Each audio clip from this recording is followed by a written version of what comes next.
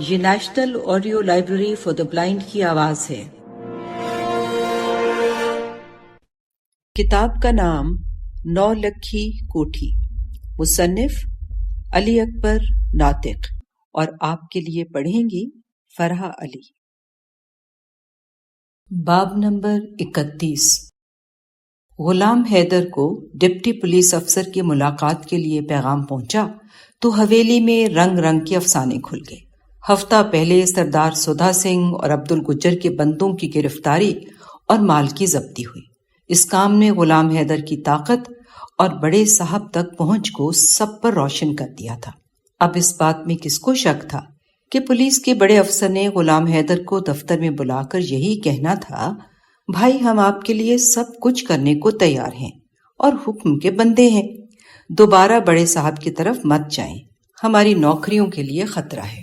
غلام حیدر کی حویلی میں بیٹھے لوگ سب اپنے اپنے قیاس آرائیوں میں لگے، انگریزی سرکار اور جھنڈو والا کی خبریں لون مرچ لگا کر اور ایک دوسرے کو سنا کر آنے والے وقت کے متعلق فیصلے صادر کر رہے تھے۔ سب سے زیادہ امیر سبحانی جوش میں تھا۔ امیر سبحانی 20-22 سال کا کوتھا قامت لیکن نہایت باتونی اور چرب زبان تھا۔ باتوں کی لشکر کشی ایسے کرتا کہ بڑے سے بڑا سیانہ بھی قبول کر اٹھتا۔ قصہ گوئی کا فطری مادہ اس میں موجود تھا۔ وائس رائے کی بیٹی سے غلام حیدر کا ناطہ ثابت کرنے کے بعد اس کی قدر میں بہت اضافہ ہو چکا تھا، اس لیے اس کی باتوں پر پہلے سے زیادہ دھیان دیا جانے لگا۔ اس کا اپنا علاقہ جلال آباد نہیں تھا، وہ فیروز پور شہر سے آوارہ گردی کرتے ہوئے یہاں پہنچا۔ اس وقت اس کی عمر 15 سال تھی۔ شیر حیدر نے اس کی چرب زبانی دیکھ کر اور لطیفہ گوئی سن کر یہیں رکھ لیا۔ کام وغیرہ کچھ نہیں لیا جاتا تھا۔ پچھلے 6-7 سال سے جلال آباد میں تھا اور زبان کا کھٹیا کھا رہا تھا۔ اس وقت بھی اپنے دیسی چمڑے کے جوتے کے تلووں سے لگی ہوئی مٹی ایک سخت تنکے سے کریت کریت کر جھاڑتا جاتا اور باتوں کے طوطے مینا اڑاتا جا رہا تھا۔ یارو میری تو بات کو ہر ایک دبا لیتا ہے اور سمجھتا ہے امیر سبحانی نے واہی تباہی بک دی، حالانکہ میں نے پہلے دن سب کو خبردار کر دیا تھا کہ اپنے غلام حیدر کی منگ میں جب وائس رائے کی چھوکری آ گئی ہے تو گھبرانے کی کوئی بات نہیں۔ انگریز سرکار سدھا سنگھ کے دونوں ہاتھ باندھ کے چکی کے پڑوں کے نیچے دے دے گی اور اس کی داڑھی کا رستہ وٹ کے سکھڑے کی ٹانگیں باندھ دے گی۔ اگر اب بھی میری بات کا یقین نہیں تو پھر کوڑ مغزوں کے لیے بادام روغن کی ضرورت ہے، جو جلال آباد میں تو ملتے نہیں، کشمیر سے ہی منگواؤ تو منگواؤ۔ رشید ماچھی امیر سبحانی کی طرف رشک سے دیکھ کر بولا، میاں سبحانی پہلے یہ بتا کس لدھو نے تیری بات کو دبایا تھا اور یقین نہیں کیا تھا؟ میں نے تو اسی وقت کہہ دیا تھا کہ اگر خبر امیرے نے دی ہے تو پکی سمجھو، آنکھ دبا کر خوشامد کرتے ہوئے۔ لیکن یار سبحانی اب تو بتا دے، تجھے کیسے پتا چلا تھا کہ اپنے چوری غلام حیدر کے ساتھ وائس رائے کی بیٹی کا یارانہ ہے؟ لو اور سنو بھائی فیکے، امیر سبحانی نے رفیق پاولی کی طرف دیکھ کر کہا، او شیدے بونگے، تو بھی کٹوں سے دودھ نکالتا ہے، یہ باتیں کو پوچھنے کی ہیں؟ پھر اپنی چھدری کالی سیاہ داڑھی پر ہاتھ پھیرتے ہوئے، یہ داڑھی کیا دھوپ میں سفید کی ہے؟ میاں امیر سبحانی نے صرف کبوتر نہیں اڑائے، لوگوں کے کانوں کے فیتے کاٹے ہیں، فیتے۔ لیکن تجھے بتا بھی دوں تو سمجھ نہیں آئے گا، اس لیے فائدہ نہیں۔ رفیق پاولی نے امیر سبحانی کی بات سن کر کہا، سبحانی کچھ ہمیں بھی تو پتا چلنا چاہیے، اس بات کی خبر تجھے کیسے ہوئی؟ بھائی کبھی آل انڈیا ریڈیو دیکھا؟ امیر سبحانی جوش اور غصے کی ملی جلی کیفیت میں بولا، لیکن رفیق کے جواب دینے سے پہلے ہی، اچھا دیکھا تو خیر نہیں ہوگا، کبھی نام بھی سنا ہے؟ جب تم نے نام بھی نہیں سنا تو تمہیں سمجھ خاک آئے گی۔ چاچا فیکے، یہ ایک جادو کا ڈبہ ہوتا ہے، اتنا چوڑا اور اتنا لمبا، اس میں ایک جن بیٹھا ہے جو غیب کی باتیں پڑھ پڑھ کے سناتا ہے۔ سننے والے حیران پریشان دیکھتے ہیں یہ کیا ہے، مگر یہ بولتا جاتا ہے۔ بس میں نے بھی وائس رائے کی بیٹی اور غلام حیدر کی بات اسی سے سنی تھی، پر دیکھو یہ ڈبہ ہر ایک کو نہیں سنا تھا۔ امیر سبحانی کی بات سن کر سب ہکا بکا رہ گئے۔ جانی بولا، اچھا چل اس بات کو چھوڑ، اب یہ بتا ڈپٹی صاحب نے غلام حیدر کو اپنے سرکار میں کیوں بلایا ہے؟ ذرا قیاس کر کے بتا۔ امیر سبحانی نے اتنی عزت افزائی دیکھی تو نئی چھوڑنے لگا۔ اس نے ایک دفعہ جوتے پاؤں سے اتار کے زمین پر پھینکے اور دونوں ٹانگیں چارپائی کے اوپر رکھ کر بولا، لو جی، اگر تم کو اتنی ہی بے چینی ہے تو سنو، یہ تو تمہیں پتہ چل ہی گیا ہے چودھری غلام حیدر کی اوپر تک پہنچ کی وجہ سے کمشنر صاحب نے پولیس کے بڑے سنتری کے کان کھینچے ہیں، جس پر اس نے مجبور ہو کر جھنڈو والا اور میگھا پور کی صفائی پھیری ہے۔ اب یہ بات تو سادھو کو بھی پتہ چل جائے گی کہ بڑا سنتری چودھری غلام حیدر سے یاری دوستی لگانا چاہتا ہے تاکہ چودھری صاحب سے بڑی سرکاروں میں سفارش کروا کے نوکری میں ترقی کروا لے۔ او بھائی، یہ انگریز بہادر بڑے سیانے ہوتے ہیں، بغیر متبل کے کسی کے کام نہیں آتے۔ دیکھنا یہ بات نہ ہو تو میری داڑھی منڈ دینا اسی پتھورے پر۔ امیر سبحانی کا نیا انکشاف سن کر سب اش کر اٹھے۔ یہ بات تو کسی کو بھی نہیں سوجی تھی کہ انگریز بہادر نے غلام حیدر سے ملاقات کیوں کرنا چاہی۔ واقعی امیر سبحانی کی وہاں تک سوچ جاتی تھی جہاں تک رفیق پاؤلی اتنا سیانہ ہونے کے باوجود بھی نہیں پہنچ سکا تھا۔ سب حویلی کے صحن میں بیٹھے قیاس آرائیاں کرتے کرتے اصل نتیجے تک پہنچے ہی تھے۔ اتنے میں غلام حیدر زنان خانے سے نکل کر حویلی کے بیرونی صحن میں آتا دکھائی دیا۔ اس نے ریشمی لاچے کے ساتھ پاؤں میں اچھی کنی والا دیسی کھسا ڈال رکھا تھا، جس کی چرر چرر کی آواز سے عجیب سر نکل رہے تھے۔ اسی طرح سفید لٹھے کا کھلا کرتا اور کاندھے پر وہی پکی ریفل جو سرداری کے مزاج کو اور بھی آسمان پر لے جاتی تھی۔ اس پر قدم اٹھانے کا انداز، سب کچھ اتنا شاندار لگ رہا تھا۔ غلام حیدر کو دیکھ کر سب خاموش ہو گئے اور اٹھ کر سلام لینے لگے۔ غلام حیدر نے سب کو ایک ہی سلام میں بھگتا کر رفیق پاؤلی سے کہا، چاچا رفیق، کیا تحصیل جانے کی تیاری مکمل ہو گئی؟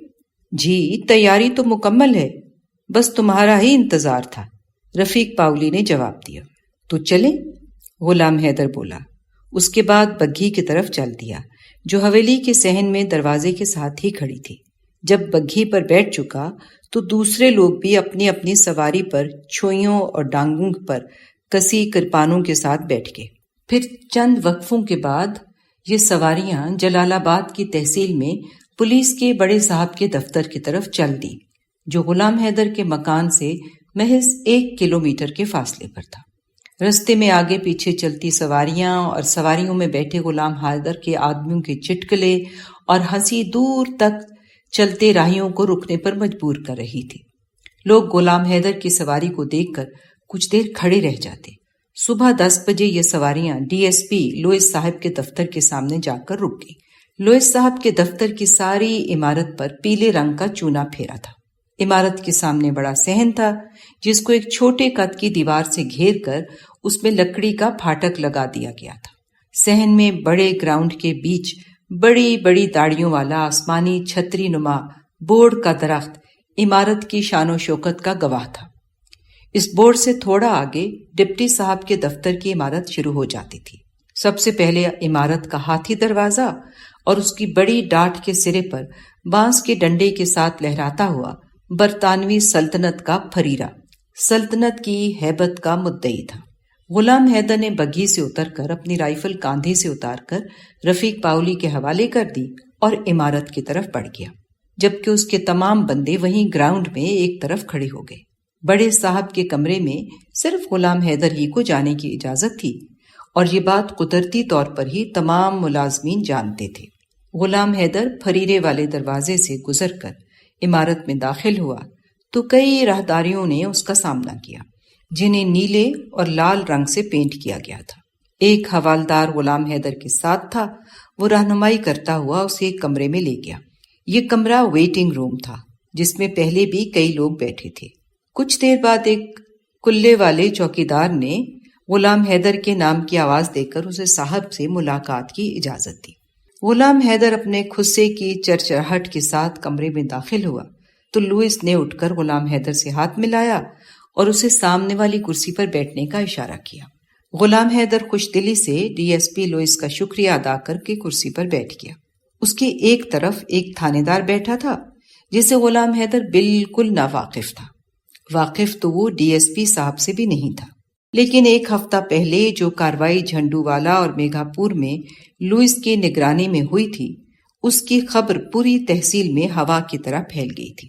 اس وجہ سے ڈی ایس پی لوئس کا نام نہ صرف جھنڈو والا اور میگھا پور بلکہ غلام حیدر کی پوری رعیت کی زبان کا ورد ہو گیا تھا۔ صاحب بہادر نے جس طرح کارروائی کر کے جھنڈو والا کی تباہی پھیر کر سودا سنگھ کی چولیں ہلائی تھیں، اس سے غلام حیدر کو ایک گونا اطمینان سا ہو گیا تھا۔ اسے جو انگریز سرکار سے شکایتیں تھیں وہ بھی دور ہو گئیں۔ اس کارروائی سے لوگوں کو ذرا بھی شک نہیں رہا تھا کہ غلام حیدر کے لاہور میں بڑی سرکاروں کے ساتھ رابطے ہیں، ورنہ کہاں مہاراجہ پٹیالہ کے وزیر کا چہیتا سودا سنگھ اور کہاں ایک پڑھاکو لڑکا چودھری غلام حیدر۔ چنانچہ جب غلام حیدر کو لوئس صاحب کا پیغام ملا تو اس میں شک نہ رہا کہ صاحب نے اسے انصاف کی یقین دہانی کے لیے بلایا ہے۔ حالانکہ ملک بہزاد نے غلام حیدر کو باور کروا دیا تھا کہ انگریز افسر کے سامنے اس وقت تک نہ جانا جب تک تمہاری جان کسی بھی جھگڑے سے بالکل پاک نہ ہو، اور اس میں بھی اپنے اسلحے کا خاص خیال رکھنا۔ یہ بات غلام حیدر کو یاد تھی، لیکن یہ کیسے ہو سکتا تھا کہ لوئس صاحب جس کے پاس ابھی تک غلام حیدر کے خلاف نہ کوئی ثبوت تھا اور نہ ہی اس نے قانون کی بساط سے قدم باہر اٹھایا تھا، وہ افسر غلام حیدر کے خلاف کچھ ناروا حکم دیتا۔ وہ لوئس کے دفتر میں داخل ہوا تو اس کے مشفقانہ رویے نے مزید اچھا اثر ڈالا۔ اس سے متاثر ہو کر غلام حیدر نے کہا، سر، جس طرح جناب نے مجرموں کے خلاف کارروائی کا آغاز کیا ہے، اس پر آپ کی نظر کرنے کو سوائے شکریہ کے میری گرہ میں کچھ نہیں ہے۔ مسٹر غلام حیدر، لوئس بولا، کیا کبھی ایسا ہوا ہے لڑکا اپنے گھر میں پیدا ہو اور مبارک پڑوسیوں کو دی جائے؟ اس میں گورنمنٹ کا شکریہ ادا کرنے کی کیا ضرورت ہے؟ جب جلال آباد میں سرکار برطانیہ کی ہے تو امن و امان کی ذمہ داری بھی اسی کی ہے۔ آپ بے فکر رہیں اور گورنمنٹ کے ساتھ تعاون جاری رکھیں۔ اس میں شک نہیں کہ آپ کے ساتھ زیادتی ہوئی، جس میں کچھ شر پسندوں نے انگریزی قانون کو ہلکا سمجھ کر اس کا مذاق اڑایا ہے۔ اب اس کا نتیجہ تو انہیں بہرحال بھگتنا تھا۔ اب آپ کو تشویش نہیں ہونی چاہیے۔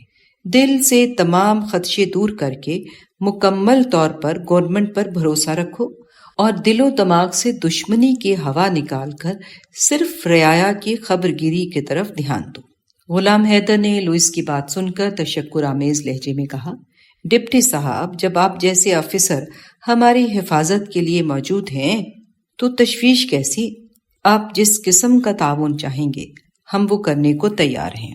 لوئس نے اب ایک لمحہ غلام حیدر کی طرف دیکھا، پولیس کیپ میز سے اٹھا کر اپنے سر پر رکھی، اس کے بعد اپنی بیت دائیں ہاتھ میں لے کر اٹھا اور کہا، ویل غلام حیدر، ہمیں آپ سے یہی توقع تھی۔ آپ کو دفتر میں بلانے کا کوئی خاص مقصد نہیں تھا، بس یوں ہی کچھ امن و امان کے حوالے سے گزارشات واضح کرنی تھی۔ آپ اپنی رائفل اور اپنے آدمیوں کا تیز لوہا کم از کم 3 ماہ کے لیے گورنمنٹ کو جمع کروا دو۔ تم اور تمہارے آدمی سوائے لکڑی کی کوئی چیز ہاتھ میں لے کر نہیں چل سکتے۔ فی الحال ہم آپ سے اس سے زیادہ نہیں چاہتے۔ میرا خیال ہے یہ بات آپ کے لیے زیادہ وزنی بھی نہیں ہے۔ سر، یہ آپ کیا فرما رہے ہیں؟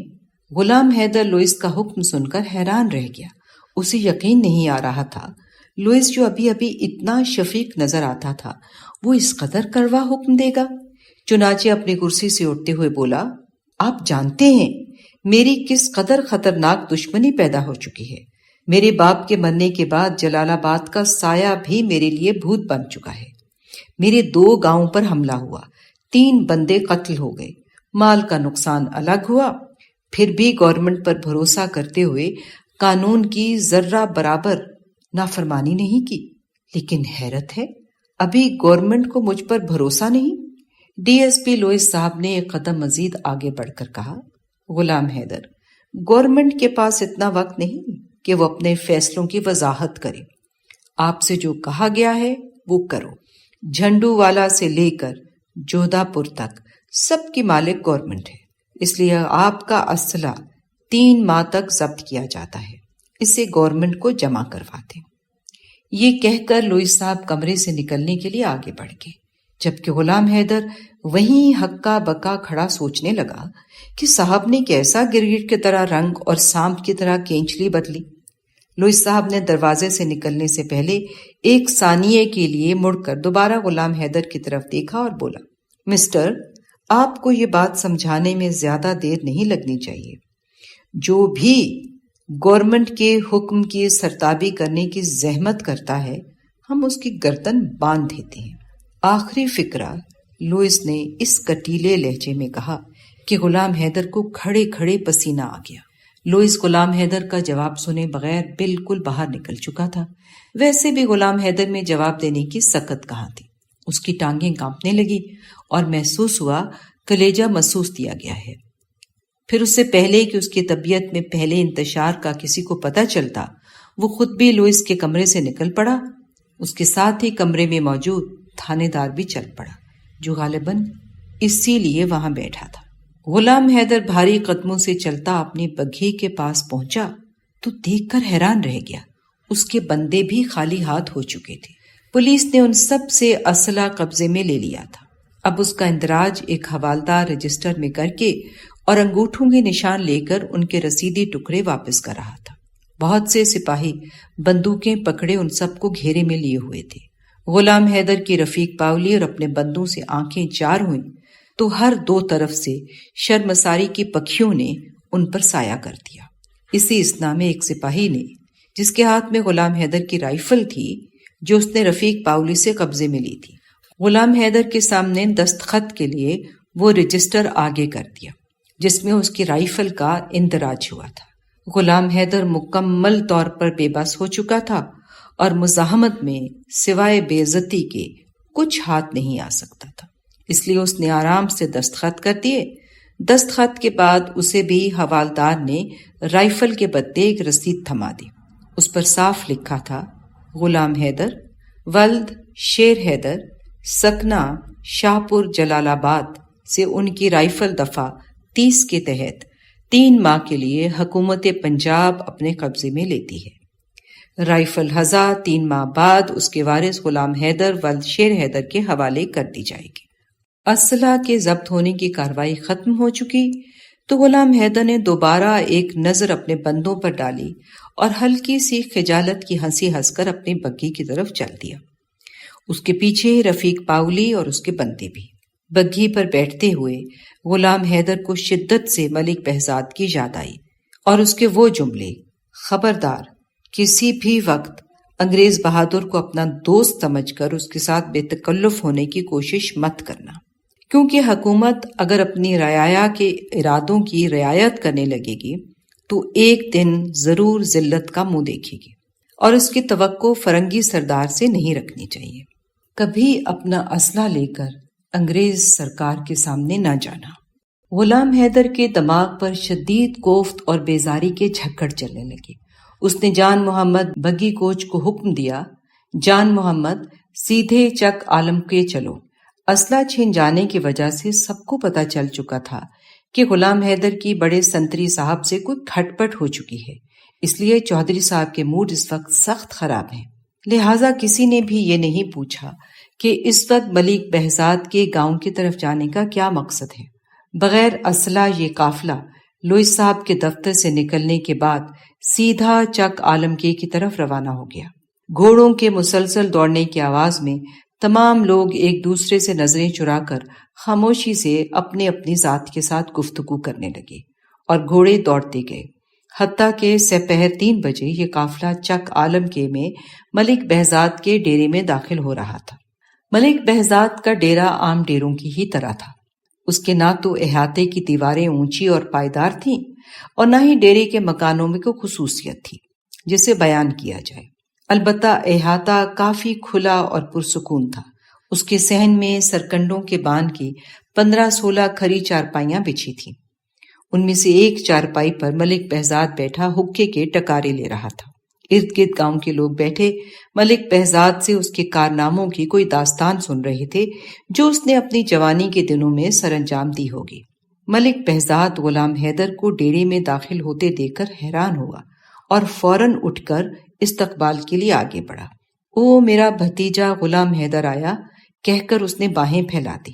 ملک بہزاد کے ساتھ دوسرے لوگ بھی اٹھ کر کھڑے ہو گئے اور غلام حیدر کے بندوں سے سلام دعا لینے لگے۔ غلام حیدر کے ڈیرے میں داخل ہونے کی وجہ سے لوگوں کی تعداد دگنی ہو گئی تھی، اس لیے نوکر مزید چارپائیاں بچھانے میں مصروف ہو گئے۔ کچھ لوگ بڑھ بڑھ کر غلام حیدر سے سلام لینے کی کوشش کرنے لگے۔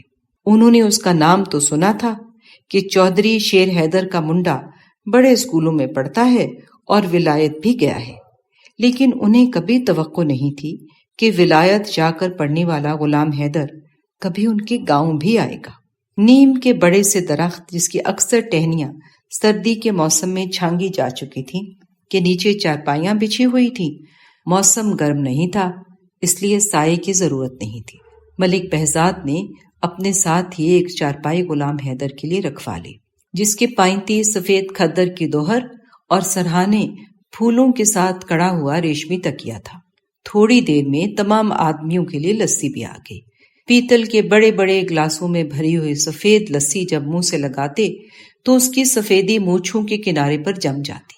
غلام حیدر کے سامنے بھی لسی رکھ دی گئی جس میں برف تو نایاب ہونے کی وجہ سے نہیں تھی، لیکن کوری چاٹی اور سرد موسم کی ٹھنڈک نے اسے اتنا مزیدار ضرور کر دیا تھا کہ غلام حیدر نہ چاہتے ہوئے بھی 2 گلاس پی گیا۔ لسی پینے کے بعد کچھ دیر ادھر ادھر کی باتیں ہوتی رہیں۔ ملک بہزاد نے اتنا اندازہ کر لیا تھا کہ غلام حیدر کے ساتھ کوئی خیر نہیں ہے، کیونکہ اطلاع دیے بغیر اچانک اور بالکل ہتل ہو کر آنا خیر سے خالی تھا۔ لیکن ملک بہزاد نے غلام حیدر سے بات پوچھنے میں جلدی نہیں کی۔ قریباً 1 گھنٹے تک وہ اسی طرح بیٹھے ادھر ادھر کی ہانکتے رہے۔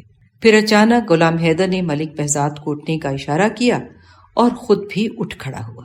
دونوں اٹھ کر ڈیرے کے ایک کمرے میں چلے گئے تاکہ تنہائی میں بات کر سکیں۔ کچھ دیر خاموش بیٹھے رہنے کے بعد غلام حیدر بولا، چاچا بہزاد، سب عزت خاک میں مل گئی، کوئی کام توقع کے مطابق نہیں ہو رہا۔ میں انگریز سرکار پر اچانک اندھا بھروسہ کر گیا، جس کا نتیجہ یہ نکلا کہ ایک دم اپنے بندوں کے سامنے ذلیل ہو گیا۔ پھر غلام حیدر نے سر جھکا کر اپنے ساتھ ہونے والی پولیس کی تمام کارگزاری ملک بہزاد کے سامنے رکھ دی۔ ملک بہزاد غلام حیدر کی داستان نہایت حوصلے اور تحمل سے سنتا رہا۔ درمیان سے اس نے نہ تو ٹوکا اور نہ ہی بات بات پر اپنے تجربات کے افسانوں کے تڑکے لگائے۔ وہ جانتا تھا غلام حیدر غلطی کر چکا ہے جس پر اسے پہلے سے خبردار کیا گیا تھا، لیکن اب اسے اپنی غلطی کا احساس شدت سے ہے، جس کی وجہ سے وہ ڈپٹی کے دفتر سے اپنے گھر نہیں گیا، سیدھا اس کے پاس آیا ہے۔ اس کا مطلب ہے وہ اعتراف کا طوق گلے میں لٹکائے ہوئے آیا ہے، لہٰذا غلطی جتانے سے سوائے بیزاری بڑھانے کے فائدہ نہیں۔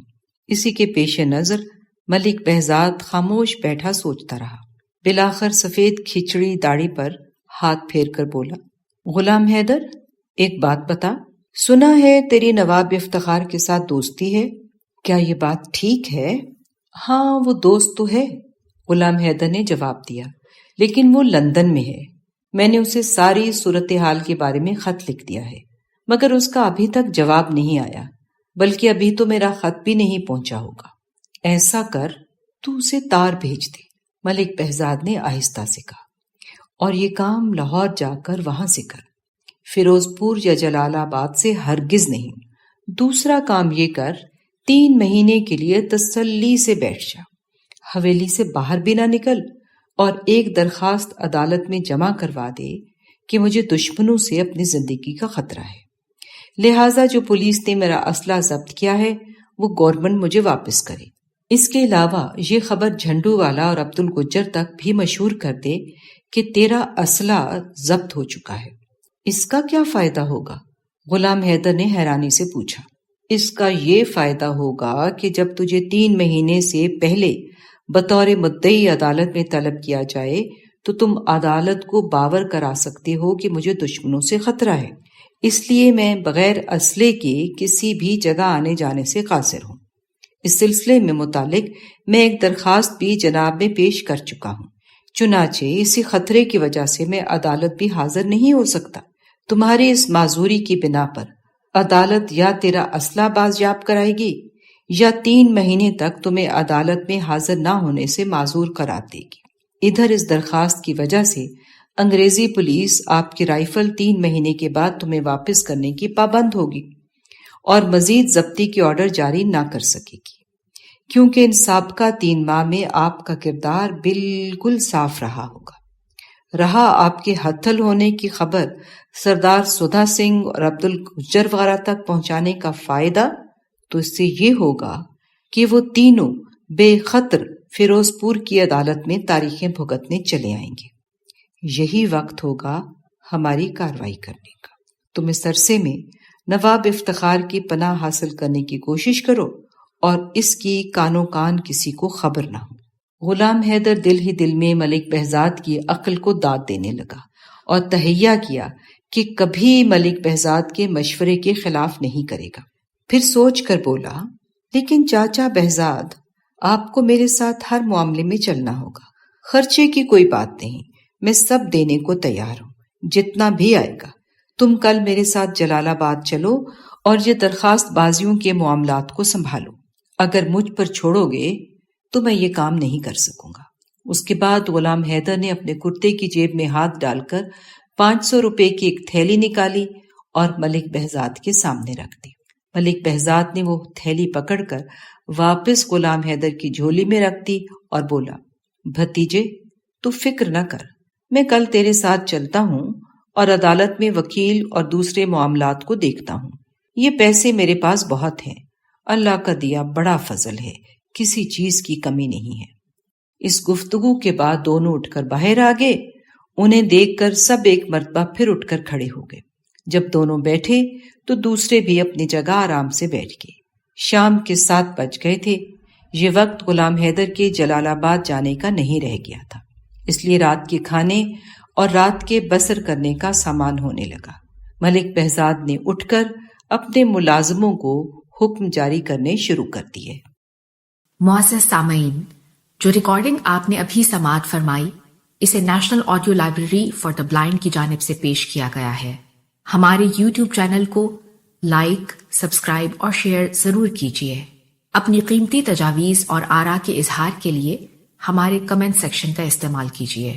اگر آپ بھی رضاکارانہ طور پر ہمارے اس مشن کا حصہ بننا چاہیں تو ڈسکرپشن میں دیے گئے لنک کے ذریعے ہمارے واٹس ایپ گروپ کو جوائن کیجیے۔ شکریہ۔